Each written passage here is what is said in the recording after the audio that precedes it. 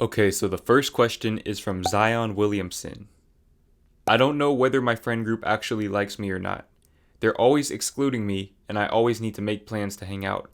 I don't know what to do and whether to end the friendship or try and salvage it. Okay, Zion. Off top, I'ma just tell you what I think. I think you need to let those people go. Those don't sound like good friends, in my opinion. I would say stop trying to make plans with them, stop hitting them up, see if they hit you up. Go like a few weeks without hitting any of them up, and if none of them hit you up first in those few weeks, then you need to let them go and find some new friends. And I know that sucks, but I'm assuming you're probably a pretty young person, and you have to understand that people grow apart. So whether it's over something petty, if you did something that they didn't like and they're not willing to communicate that with you, or if, like I said, you simply grew apart, you need to let those people go. And if they're meant to be in your life, then they'll be in your life. But if they're not meant to be in your life, they'll show that. So don't try to force it. Don't try to salvage the friendship. You shouldn't have to salvage any type of connection with anybody. It should be natural. It should be fluid and effortless. Not effortless, but you shouldn't have to salvage any type of connection with somebody that actually belongs in your life. The next question is from Zoe. He said, I'm 15, I really want a relationship, but I can't get one. I do think that I don't need one. I should just work on myself, but at times I get lonely and want a girlfriend. Okay, Zoe, you're in the same boat as me and a lot of people. Okay, I'm not going to sit here and act like I never get lonely. And one thing you need to understand is that that's natural. Okay, it's natural as a human to get lonely. It's natural to want a significant other to spend your time with and to connect with. But what you have to understand is that you shouldn't get a girlfriend just for the sake of getting a girlfriend. Because if you get a girlfriend just because you're lonely, more than likely you're going to end up settling for somebody that you don't actually want to be with. And either you're going to get your feelings hurt or she's going to get her feelings hurt. That's not fair to her. It's not fair for her if you're only with her because you're lonely. And even if you find somebody that you actually like, you're just going to develop an attachment to that person because you're not secure within yourself. Understand that if somebody becomes your source of happiness, as opposed to you being able to be happy by yourself, that's going to create problems in the future and it won't work out. And you're going to subject yourself to a lot of trauma that you don't have to. And it's going to change the way that you perceive life and women if you're not careful. So I would definitely say take the time to work on yourself and try to enjoy time by yourself. And allow the right one to enter into your life when you're ready, and develop the confidence to actually talk to women so that when that one does enter into your life, you don't miss out on that opportunity because you're scared. Okay, so work on yourself. Don't worry about finding a relationship, but be ready when the right one does enter into your life. Trust your intuition. Trust your intuition. That's what I'm doing right now personally. Okay, I'm not telling you to do something that I myself am not doing. I'm 20. I've never been in a relationship. I'm just working on myself right now. And I do know that when the right one comes into my life, I'll be ready for it because I'm working on myself, because I'm developing that confidence and learning more about myself and about life in general. The next question is from Lipstick Girly. How do I find what my passion is? I like many things, but I have no idea what I want to work towards. Okay, that's a very good question. That is a very good question that actually plagued me for the better part of 19 years.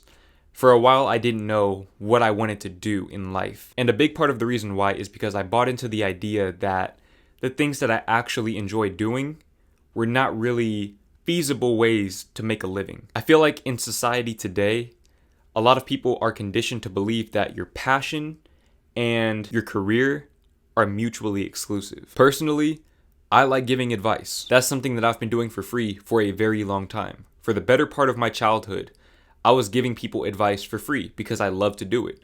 I love to make people happy. What you need to do is you need to figure out what you like to do for free. What is something that you do every day for free that you would love to get paid for? And find a way to do that thing. Maybe you like to paint. Maybe you like to draw. Maybe you like to sing. Maybe you like to play sports. Whatever it is, figure out what that thing is. Develop the confidence to believe that you can actually do that thing full time. And build your platform to do it full time. That's what I did with YouTube. I didn't think that I could give advice and, make a lot of money. It allows me to not have to compromise my superficial desires for the sake of my more meaningful desires of helping other people out. I can have both. They're not mutually exclusive. So just understand that you know what your passion is deep down. You just probably don't know that you can actually do it full time. Another thing that I want to mention is that I definitely understand what you mean when you say you like a lot of things. Someone like me, I'm a jack of all trades, which made it even harder. But try to find a way to express all of these aspects of yourself. This is why YouTube really, really resonates within me, because I can express every single aspect of myself. I don't have to cut out parts of myself to appease a boss or to appease a certain image to please a boss.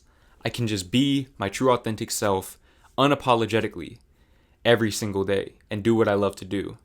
Now, I'm not saying that you need to start YouTube, but usually people who have a lot of different interests like that do best working for themselves.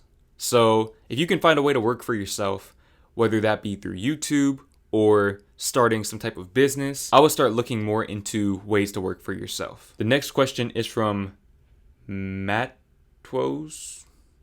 I don't know how to pronounce your name, bro. But he asked, how long did it take for you to grow your hair out? Because right now I have an afro and I want to get a hairstyle identical to yours, but I don't know what it's called. I've been growing my hair out since, I think, June 2019, so a little over a year.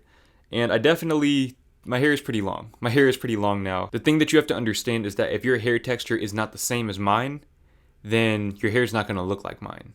So don't really stress yourself out over making your hair look exactly like mine. If you have an afro, embrace your afro.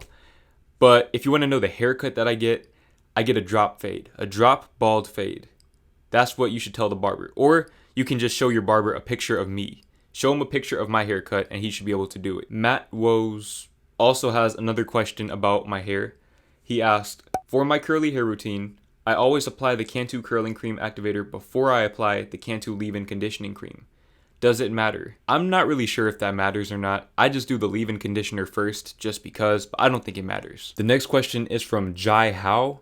I don't know if I pronounced that correctly. I apologize if I messed that up. But he asked, anyone got tips for urges? Every time I get an urge, I do something else to distract myself. Exercise, cold shower, etc. But while I'm doing something to distract myself, I still have those urges and I can't stop thinking about those dirty things. It's almost like those thoughts can't leave me and it's stuck within me. Even after the cold shower, I will still be thinking about those dirty things and I can't stop thinking about it. So I always end up relapsing no matter what I'm doing. One thing you need to understand is that the urges are not going anywhere. I'm not sure how old you are, but I know for me personally, I'm 20, I'm a man, and I get those urges every day. You have to take it day by day. It's a battle. Every single day, you have to win this battle every day. You have to decide for yourself which is more important to you. That instant gratification or your long-term goals. Now, if you don't have any long-term goals, Nofap is going to be very, very stressful for you. And the reason why is because you won't have anything to transmute that energy towards. So now you're just stuck with these urges. And like I said, if you're a young man, those urges aren't going anywhere. So for me personally, I have YouTube and I'm a results-driven person. When I see that something works, I stick with it. So in my case, doing Nofap has proven to accelerate my YouTube growth in one way or another. So every time I get that urge, I ask myself, is that instant gratification worth more to me than my long-term success on YouTube? And it's not even a competition. That kills any urge that I ever have, every single time. Okay, you have to understand that a lot of this is mental. Even though the urges are physical, a lot of this starts in your mind. Your mind has control over your body, but the only way to actualize that power is to strengthen your mind and to have something that you're working towards. So you have to have something that you just want that much more than the instant gratification of relapsing. It's as simple as that. If you don't have goals that you're working towards, then you're going to struggle mightily. The next question is from Lil Dookie Stang. He said, I have a slight problem with this Nofap stuff. The moment I set myself on Nofap, I could already feel the mental benefits. But with motivation, every time I decide to do homework, I lose interest moments later. But I can exercise and play video games just fine. Does motivation apply only to what I want to do, or is it also supposed to apply to what I have to do? I feel like motivation usually comes from passion. It comes from passion and desire. So, what do you want out of life? For example, you said you can exercise just fine. So, I'm assuming that you want to have a nice body. You want to be in shape. That's a desire that you have. So, naturally, you're going to be motivated. Or video games. You might be passionate about video games. So, the motivation is effortless. You don't have to force it. When it comes to things like homework that you don't want to do, if you don't feel like it's contributing to your desires or your passions, that's where discipline has to take the place of motivation. Motivation by itself is very potent, but when you combine discipline and motivation together, that's when you become unstoppable. Even with YouTube, I'm very passionate about doing YouTube, but there are days when I'm lazy and I don't feel like editing a video, and I don't feel like, doing the research that I need to do. That's where discipline has to take its place. Even when it comes to going to the gym, I'm sure that there's going to be days when you don't want to go to the gym, but you go anyways because you're disciplined. When you're lacking motivation, discipline has to take the place of motivation.